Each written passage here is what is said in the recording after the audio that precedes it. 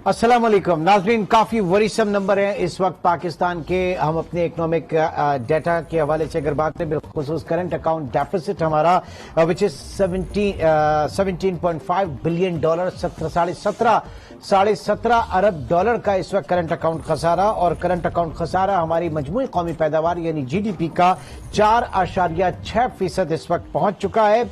जबकि हिस्टोरिकली अगर बात करें रवा माली साल 2021-22 के हवाले से अगर बात करें तो यह हमारी इंपोर्ट्स के हवाले से, हमारी एक्सपोर्ट्स के हवाले से और हमारी रेमिटेंसेस के हवाले से रिकॉर्ड ईयर है कि तीनों चीजें जो है इसमें अपनी हाईएस्ट लेवल के ऊपर हैं। जून में पिछले महीने की अगर हम बात करें तो जून में हमारा करंट अकाउंट डेफिसिट जो है वो 2.3 बिलियन डॉलर्स था, 2.3 अरब डॉलर, जो कि पिछले 12 महीने के एवरेज जो हमारा था उसके, या पिछले अगर इससे पहले महीने की सबसे पहले बात करें उसके मुकाबले बात करें तो 60% जायद है। 60% इसमें इजाफा हुआ। नॉन ऑयल इंपोर्ट हमारी जो है वो 4.1 अरब डॉलर पे हैं। और कहा यह जा रहा है कि पेट्रोलियम मसनूआत की जिस तरीके से दरामदाद पाकिस्तान में की गई, जिस तरीके से इंपोर्ट्स की गई, इसका अल्टीमेट प्रेशर जो है वो हमारे रिजर्व्स के ऊपर रहा, हमारे रुपए के ऊपर रहा। और साथ ही साथ जो अगला महीना होगा, इस महीना जो जुलाई हम चल रहे हैं और ये रिफ्लेक्ट होगा अगस्त में, तो जुलाई का जो करंट अकाउंट डेफिसिट है वो भी एक रिकॉर्ड सतह पर होगा। खुर्रम शहजाद भी इस वक्त हमारे साथ मौजूद हैं, माहिर मुआशियात, और अली खिजर असलम भी हमें ज्वाइन करेंगे, head of research business recorder. Khurram, आपकी तरफ सबसे पहले आता हूं कि करंट अकाउंट डेफिसिट 17.5 अरब डॉलर, इससे पहले भी हमने देखा कि 2018 में जब पीटीआई आई थी तो उस वक्त तकरीबन 19 प्लस था, 19 अरब और 20 करोड़ डॉलर था करंट अकाउंट डेफिसिट, लेकिन इतनी बुरी मईशत की हालत नहीं थी जितनी आज है। क्यों खुर्रम? जी, thank you very much Imran. देखें, अगर 2018 की बात करेंगे आप तो उसमें बहुत सारी चीज़ें डिफरेंट थी और इस वक्त बहुत सारी चीज़ें डिफरेंट हैं, लेकिन ऑफ कोर्स सबसे बड़ा जो एक कॉमन जो इशू है वो एक्सटर्नल अकाउंट का ही रहा है हमारा, क्योंकि एक सर्टन पॉइंट से ऊपर अगर हम ग्रो करते हैं तो हम जो है एक्सटर्नल अकाउंट क्राइसिस में चले जाते हैं, क्योंकि हमारा ज्यादा जो कंजम्पशन होती है वो इंपोर्ट्स के थ्रू होती है और हम इंपोर्ट्स करते हैं, और इंपोर्ट्स भी जो है वो लो कॉस्ट ऑफ कैपिटल जो होता है उसकी वजह से इंपोर्ट्स होना शुरू होती है, क्योंकि लोकल कैपेसिटी इस तरह से लगती नहीं है। ज्यादातर जो है एक्सपोर्टर्स को इंसेंटिव्स ओवर द पीरियड, मैं सबकी बात कर रहा हूँ, फिर टेक्सटाइल की बात नहीं कर रहा, वो जो कंपेरेटिव एडवांटेज होता है वो होता नहीं है, सब्सिडाइज एडवांटेज ज्यादा रहा है। तो होता ये है कि हमारे यहाँ इंपोर्ट्स बहुत बढ़ जाती हैं और साथ साथ जो है करेंसी पे उसका प्रेशर आता है और फिर इवेंचुअली हम जो है हमारे डेट इतना बढ़ जाता है कि हम इवेंचुअली फिर IMF के पास जाते हैं और IMF फिर हमारे पर रिस्ट्रिक्शन लगाता है, फिर दो साल हम इस अंडर रिस्ट्रिक्शंस रहते हैं, फिर तीसरे साल हम उसके पॉलिटिकल नैरेटिव अपना बेहतर करने के लिए फुल वो कहते हैं ना ब्लोन ग्रोथ की तरफ चले जाते हैं। तो पॉइंट ये है कि 18 अरब डॉलर का करंट अकाउंट डेफिसिट हो, 19 अरब डॉलर का हो या रिसेंटली जो है 17 अरब डॉलर का हो, इसमें अगर परसेंटेज ऑफ जीडीपी देखें तो वो एक्चुअली कम हुआ है, परसेंटेज ऑफ जीडीपी कम हुआ है और परसेंटेज ऑफ जीडीपी का लेकिन ये डॉलर्स हार्डकोर डॉलर कम रहे हैं दुनिया से और कितना हम दुनिया को दे रहे हैं। तो प्रॉब्लम ये कि हमने दुनिया को दिया ज्यादा है डॉलर्स में बनिस्बत इसके कि हम इतना कंपेटिटिव हो कि हम कमाएं उनसे। तो ये बड़ा प्रॉब्लम है, ये स्ट्रक्चरल प्रॉब्लम है कि हमेशा आपके पास आएगा पॉलिटिकल नैरेटिव के चक्कर में जितनी जो है वो आपकी इकोनॉमी है वो उसी तरह एक शैलो बेस पे रहेगी कि जी आप जो है वो टेम्परेरी जो है कॉस्ट ऑफ कैपिटल कम करें तो आपके यहाँ जो है वो सारी कंजम्पशन बढ़ जाती है, और कंजम्पशन बढ़ने से ये होता है कि आपके पुल भी बढ़ते हैं, ब्रिजेस भी बनते हैं, हॉस्पिटल्स नहीं बनते, एजुकेशन जो है वो आपको एजुकेशन के एलोकेशन नहीं होती उस तरह से, हेल्थ की नहीं होती, सिक्योरिटी की उस तरह से नहीं होती, फूड की नहीं होती, क्वालिटी की नहीं होती, एनर्जी की कोई जो है प्लानिंग नहीं होती, और या फिर फिजिकल की प्लानिंग नहीं होती। और जब टैक्सेस की बारी आती है तो आप वो सारे टैक्सेस उठा के उस डॉक्यूमेंट्री सेक्टर पे लगाते हैं इस नाम पे कि जी ये तो बड़ा मुश्किल फैसला है और ये बड़े प्रॉब्लम है। ये आसान फैसले हैं, मुश्किल फैसले हैं फिस्कल साइड पे अपने आप को मैनेज करना, ऑस्टेरिटी फॉलो करना, अपने ठीक है सर, उसी की तरफ आते हैं, ऑस्टेरिटी मेजर्स की तरफ आते हैं। लेकिन उससे पहले मैं ये जानना चाहूंगा कि इस वक्त जो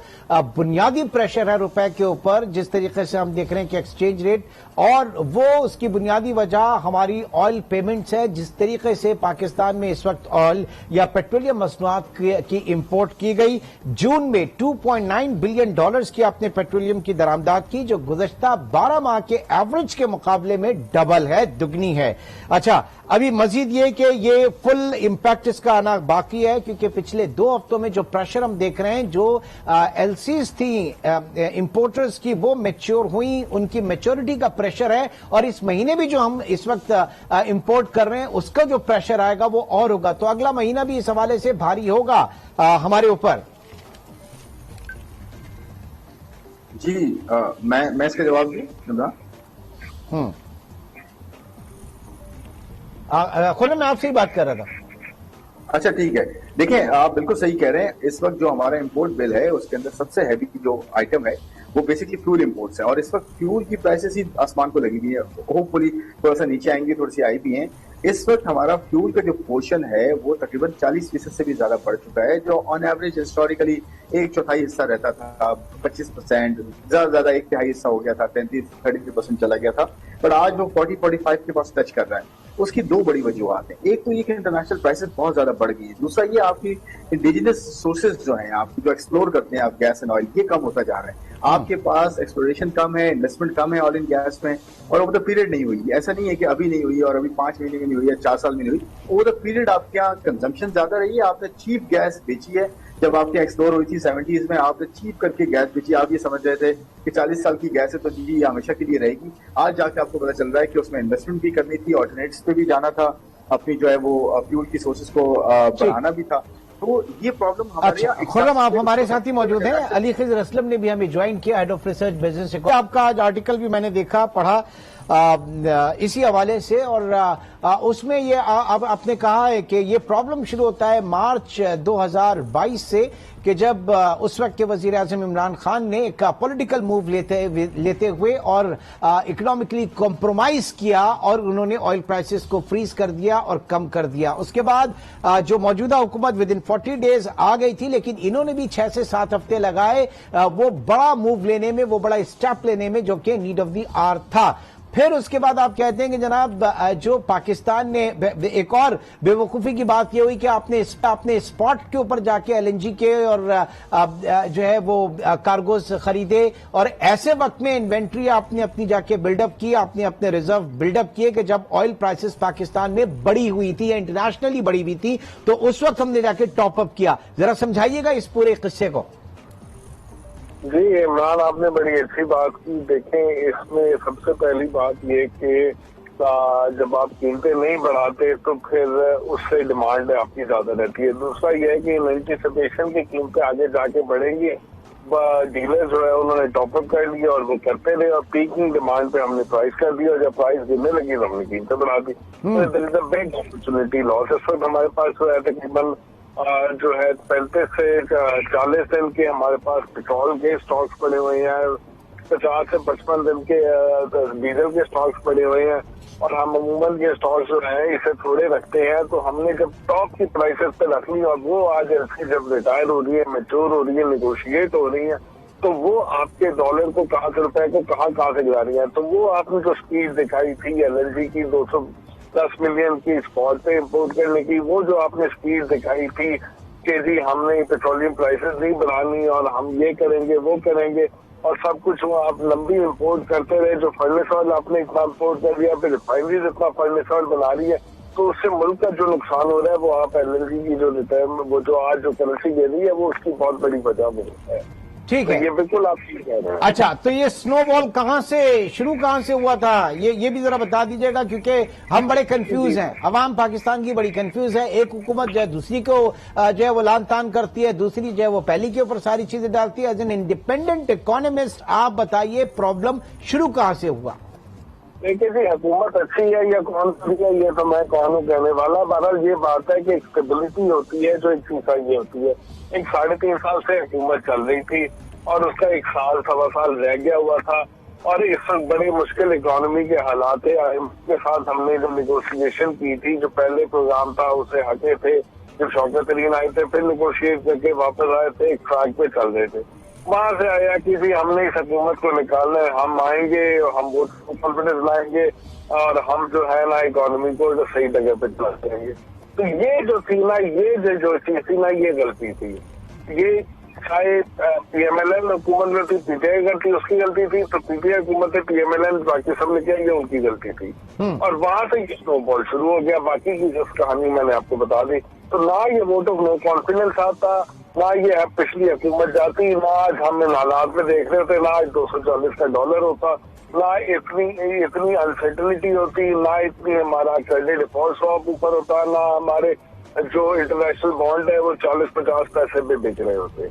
ये कुछ नहीं होता, हमारे हालात इतने ही बुरे होते जितने बाकी दुनिया के इस वक्त। ठीक है, अब वे फॉरवर्ड क्या है खुर्रम? इस वक्त अगर 240 का डॉलर हुआ है और 250 की बात की जा रही है, जो एलसीज वगैरह खुल रही हैं, बैंक्स, पाकिस्तानी बैंक्स की एलसीज जो हैं वो मशरूत है इंटरनेशनल बैंक्स की गारंटीज के ऊपर, और कहने वाले ये कह रहे हैं कि इस वक्त बैंक्स भी पैसा बना रहे हैं, चाहे वो फॉरेन बैंक हो या वो पाकिस्तानी बैंक हो। Where is regulator? State bank इस वक्त कहां है?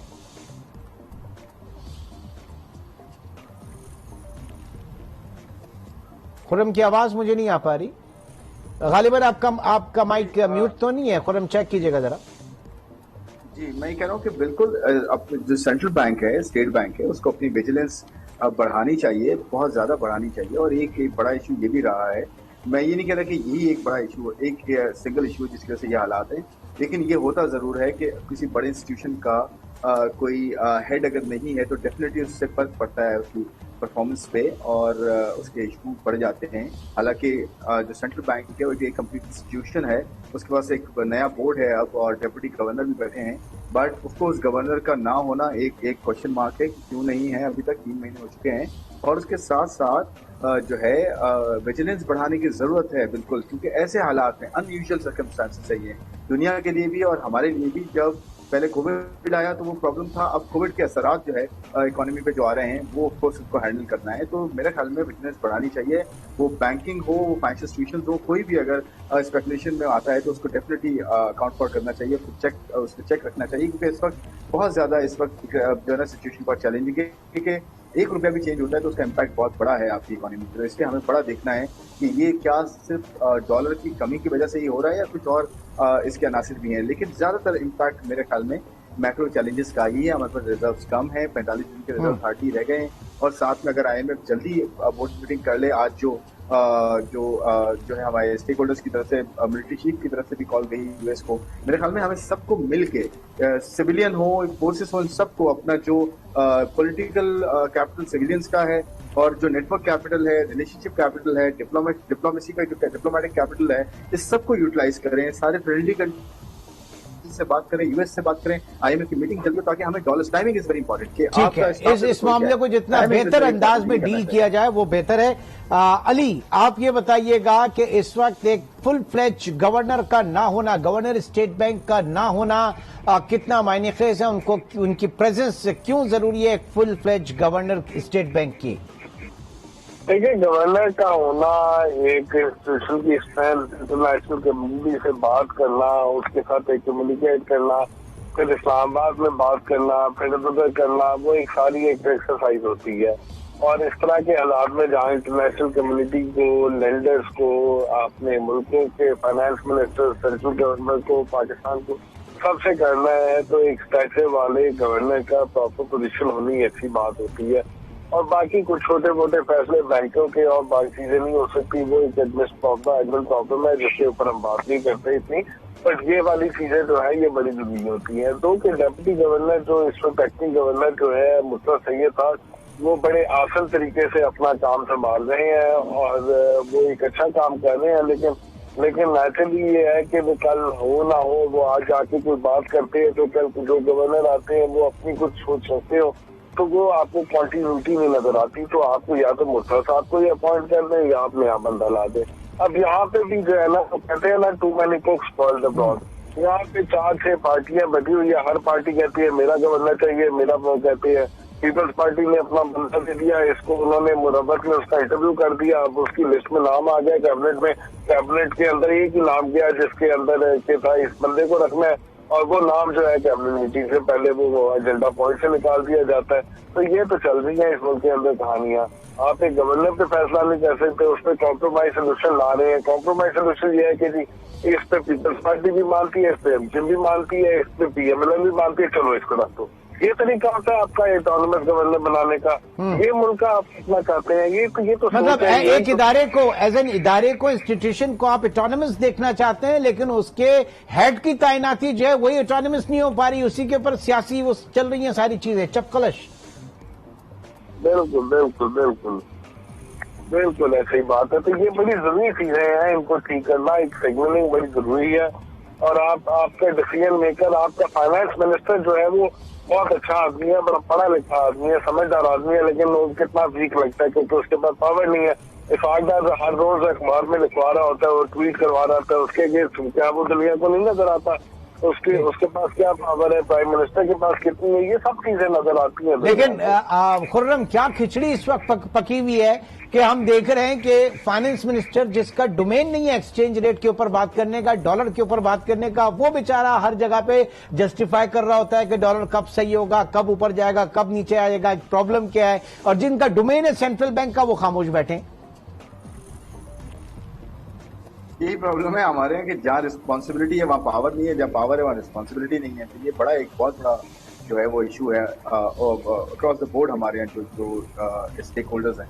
तो देखिए अब वे फॉरवर्ड ये है कि फाइनेंसिंग की अरेंजमेंट तो हुई है, जैसे फाइनेंस मिनिस्टर ने 3-4 अपने इंटरव्यूज में कहा है कि हमारे यहाँ जो ग्रॉस फाइनेंसिंग नीड्स हैं उसके अगेंस्ट जो इनफ्लोज हैं वो एटलीस्ट पास ही हैं। उसके कुछ जो है वो गैप्स हैं जिसकी वजह से हमें टाइमिंग बड़ी इंपॉर्टेंट है। टाइमली अगर पैसे मिलते हैं, मिसाल के तौर पे ये IMF के पैसे फॉलोड बाय दूसरे जो डोनर्स पैसे देने जा रहे हैं वो आ जाएं, उसके साथ साथ हमारे यहाँ जो फ्रेंडली कंट्रीज है उनके पास से हमारी अच्छी डील्स हो जाए तो एटलीस्ट हम सर्वाइव दोबारा से या स्टेबलाइज हो जाएंगे। इनफैक्ट सर्वाइव तो हम कर रहे हैं, स्टेबलाइज हो जाएंगे बहुत ज्यादा। उसके साथ साथ अच्छी चीज ये है कि इंटरनेशनल प्राइसेस जो है ऑयल की वो नीचे आ रही हैं और लगता ये है कि जिस तरह से यूएस टाइटनिंग कर रहा है 20-20 साल 28-28 साल के जो है ना वो हाई पे अपनी जो है ना वो टाइटनिंग कर रहा है, 75 बेसिस पॉइंट उसने कल ही बढ़ाए मजीद। तो जिस तरह से डॉलर एक तरफ तो बहुत स्ट्रांग हो रहा है, उसका इम्पैक्ट एक नेगेटिव हम पे आ रहा है, but on the other hand जो लार्जर इम्पैक्ट होगा और जो लॉन्गर टर्म का इम्पैक्ट होगा वो ऑयल की प्राइस नीचे जाना, फूड की प्राइस नीचे जाना, स्टेबलाइज होना, इन्फ्लेशन की कमी होना, उसके भी ट्रांसलेट होना लोकल इकोनॉमी में। ये अच्छी बात है, अदरवाइज ये नहीं होता तो हम कब से बहुत अरसे से हम जो है ना डिस्टेबलाइज बहुत ज्यादा हो चुके थे। शुक्र है अल्लाह का कि कहीं ना कहीं कुछ ना कुछ हमें जो है कुछ तिनकों का सहारा मिल जाता है।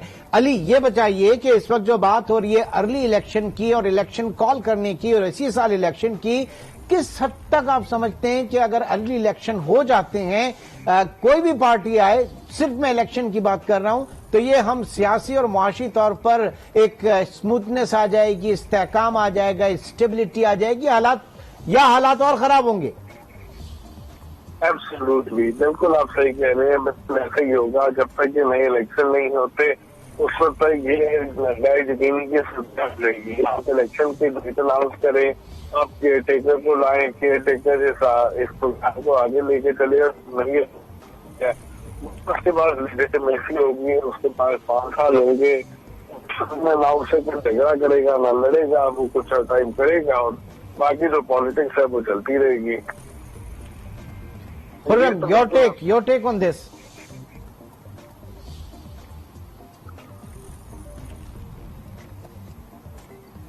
खुर्रम गालिबन म्यूट है, आप अनम्यूट कीजिएगा। मैं कह रहा हूँ जी मैं कह रहा हूँ सॉरी। देखें पॉलिटिकल नैरेटिव के लिए पॉलिटिकल पार्टी सारी जो है वो अपने पॉलिटिकल नैरेटिव पे ही जो है ना वो बैठी रहेंगी। कोई जो हार्ड डिसीजन है वो नहीं लेगा, क्योंकि सबको ये पता है कि अभी नहीं 3 महीने बाद, 6 महीने बाद या एटलीस्ट जो है वो ये मैक्सिमम जो है वो 10-12 महीने में इलेक्शन होने हैं। और इस वक्त कोई भी स्टेक जो है ना अपना दाव पर नहीं लगाएगा और पॉलिटिकल कैपिटल कोई भी मजीद दाव पर नहीं लगाएगा। पीएमएल ने शायद ऑलरेडी लगाया है, तो ये नहीं हो सकता कि जी आप जो है पॉलिटिकल नैरेटिव भी क्रिएट करें, वोट बैंक को भी कंटेन करें और इतने बड़ी चैलेंजिंग सिचुएशन को भी हैंडल करें without taking any tough decisions. तो ये हो नहीं सकता। इसलिए एक टेक्नोक्रेटिक गवर्नमेंट का आना जो है वो ज्यादा मुनासिब रहेगा after some time in the sense कि not tomorrow but of course in few days और फ्यू मंथ्स मेरे ख्याल में कर लें तो अच्छा है। उससे ये होगा कि इलेक्शन होना मेरे ख्याल में इस वक्त सोल्यूशन नहीं है कि फॉरेन इलेक्शन करवा दें आप। इलेक्शन में एक कॉस्ट होती है और कंट्री जिससे नहीं, लेकिन ये जो सियासी दिल है, सियासी लीडरशिप है, इनके दिलों को करार कैसे आएगा भाई? जी, मैं ये कहना चाह रहा हूँ कि देखें, मैं इस वक्त इकोनॉमी की बात कर रहा हूँ। सियासत में जो भी जिसको करार आता है ना है, वो उससे मैं अभी उसकी बात नहीं कर रहा। मुझे इकोनॉमी का कंसर्न ये है कि आज एक आम आदमी जितना ज्यादा इन्फ्लेशन बेयर कर रहा है, मेरे ख्याल में पिछले कई सालों में उसने नहीं की। तो इसलिए उसको आपको आराम देने के लिए, उसको सपोर्ट करने के लिए आपको नहीं, लेकिन ये भी मुझे बताइए कि अगर इनके दिल में इतना दर्द होता है इकोनॉमी को लेकर, मैं पॉलिटिकल सियासतदानों की हार्डकोर पॉलिटिकल जो हमारी लीडरशिप है उनकी बात कर रहा हूं, अगर मईशत को लेकर इतना ही दुख होता, इतना ही दर्द होता, आवाम की इतनी ही तकलीफ का एहसास होता, तो आज हालात क्या यहां पर पहुंचते? मैं वही कह रहा हूँ, देखिए 22 प्रोग्राम्स में आप गए हैं, मोस्ट बेल्ड आउट कंट्री है पाकिस्तान। इससे बड़ी इनकॉम्पिटेंस क्या होगी ये देखते हुए कि जी मुझे 40 सालों में हम इतनी मरतबा IMF के पास गए 50 सालों में, और हमारा आज भी वही हाल है, बल्कि हमने डिटेरियोरेट किया है। ये रियलिटीज हैं, इनको सामने रखते हुए अगर हम मिलके आज यूनिटी के साथ एक एजेंडा पे काम नहीं करेंगे, अपने अपने जो है क्वार्टर्स में काम करते रहेंगे, अपने अपने पॉलिटिकल नैरेटिव को लेकर चलते रहेंगे, तो ये कभी भी खत्म नहीं होगा, बल्कि हम मजीद पस्ती की तरफ जाएंगे। तो देखिए करना क्या चाहिए, करना ये चाहिए जो भी गवर्नमेंट में हो उसको फिस्कल साइड पे अपने खर्चे कम करने चाहिए, ताकि फिस्कल स्पेस वो बने, बोरोइंग के थ्रू ना बने, बल्कि सेविंग्स के थ्रू बने, या अपने जो रूम पे करे, फिर वहां से वो डेवलपमेंट करे या जो भी करे उसको सही। ठीक है, यानी मुल्क का मुस्तकबिल जो है, मईशत का इस्तेहकाम जो है वो कर्ज के ऊपर नहीं होना चाहिए, अपनी सेविंग्स के ऊपर होना चाहिए, अपनी प्रोडक्शन के ऊपर होना चाहिए। हमारे साथ ही मौजूद हैं, अली खिजर आपकी तरफ आऊंगा, लेकिन एक खबर जो वो पहले मैं नाज़रीन के साथ शेयर करूं और मैं चाहूंगा कि अली उसके ऊपर कमेंट करें। पाक सुजुकी मोटर्स ने वाजे किया है कि आज की तारीख तक उनका प्लांट शट डाउन करने का कोई इरादा नहीं है, लेकिन साथ ही साथ उन्होंने ये भी कहा कि इस वक्त इंपोर्ट क्लियरेंस जो है वो बहुत बड़ा मसला है और उसकी वजह से हो सकता है कि प्लांट्स को शट डाउन करने की नौबत आ जाए। उनका मजीद ये कहना है, कंपनी का जो एलामिया है उसमें यह कहा गया कि स्टेट बैंक ने 20 मई को एक सर्कुलर के जरिए एक मैकेनिज्म मुतारिफ कराया और जिसमें बशमूल CKDs इंपोर्ट की जो पेशगी इन एडवांस मंजूरी जो है, अप्रूवल, प्रायर अप्रूवल लेना जो है वो जरूरी करार दे दी गई है। कंपनी का ये कहना है कि उनके इस इक़दाम की वजह से पोर्ट पर मौजूद जो गाड़ियां हैं और जो सामान है उसकी क्लियरेंस जो है वो बहुत बड़ा मसला हो गई है, पार्ट्स की क्लियरेंस बहुत बड़ा मसला हो गई है। उससे हमारी न सिर्फ क्लियरेंस मुतासिर हो रही है और बल्कि यही अगर हाल रहा तो मुस्तकबिल करीब में फिर उन्हें अपना शायद प्लांट भी बंद करना पड़ जाए। बहरहाल ऐसी कोई भी सिचुएशन होती है तो चूंकि कंपनी जो है वो कराची स्टॉक एक्सचेंज में लिस्ट है, लिहाजा वो वहां के सर्कल के जरिए आगाह करेगी। अब जरा ये डायरेक्शन मुझे बताइएगा अली खिजर, क्या इससे हम समझें कहां पे हम खड़े हैं पाकिस्तान में हमारा LSM सेक्टर? देखिए जी, इकोनॉमी को तो इन्होंने खुद से स्लो डाउन किया हुआ है। इस वक्त ये हो रहे हैं कि जी ये जो है बड़ी जो सिलेक्टेड एलसी जो है उनको मैच्योर कर रहे हैं। इन्होंने इनफॉर्मली स्टेट बैंक ने और फाइनेंस मिनिस्टर ने मिलकर ये इनफॉर्मल डिसीजन किया है कि जी हमने तकरीबन 50% पे इंडस्ट्री को चलाना है, मोबाइल फोन की भी और कारों की भी। आप देखें तो इंडस मोटर जो है वो भी जुलाई के अंदर पहले को जो 15 दिन बंद रही है, फिर मैं ख्याल 18 तारीख से शायद प्रोडक्शन शुरू हो गया, 2 दिन बाद अभी दोबारा बंद हो जाएगी। फिर इनकी एक शिपमेंट इस वक्त जो है पोर्ट पे खड़ी हुई है जिसमें 5-6 हजार गाड़ियों की CKD है, कुछ 250 इनके कंटेनर है। वो ये उम्मीद कर रहे हैं कि मिड अगस्त में आएगी तो फिर अगस्त में चलेंगे। ठीक है, बहुत शुक्रिया अली खिजर असलम और खुर्रम शहजाद आगाह में हमारे साथ मौजूद थे और हम समझने की कोशिश कर रहे थे, जानने की कोशिश कर रहे थे कि मईशत इस वक्त है कहाँ, मुल्क कहाँ खड़ा है, रियासत कहाँ खड़ी है और अवाम कहाँ खड़े और हमारे सियासतदान कहाँ खड़े। इंशाल्लाह आपसे फिर मुलाकात होगी। अपना बहुत ख्याल रखिएगा। अल्लाह हाफ़िज़।